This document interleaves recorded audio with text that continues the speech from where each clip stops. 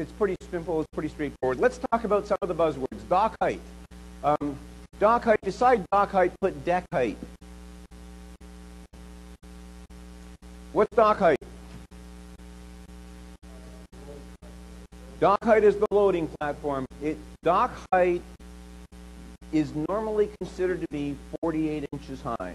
48 inches high, plus or minus, is what a tractor trailer needs to offload at deck height, at dock level. Make sense? You can drive the tow motor in, pick up stuff, drive it out. So that's dock height. What's deck height? Deck height is half that, 24 inches. Who uses deck height? Vans, UPS, Federal Express. Now what they want, these companies want a building that has both dock height and deck height. Why? They pull tractor trailer loads in on one side and unload them, but the tractor trailer, like in the Orlando distribution center, they'll have a tractor trailer pull in on one side with stuff from California and all over the country, but then their vans pull in on the other side at deck height and load up to distribute stuff in the local area. Does that make sense? So there's a need for dock height, there's a need for deck height. The reason it's important for you to understand is if you're going to get into this type of property, what is the need in the area that you're investing in for this type of thing? Okay? Because if you buy a building that's only deck height and nobody wants deck height, they all want tractor trailers to come in at dock height, you have a bit of a problem. Okay? So just be aware of that. Incubator, a rail spur. Let's talk about rail spur. When is a rail spur important? Rail spur becomes important. Good for you. Come to the head of the class, sir. That's right. That is true.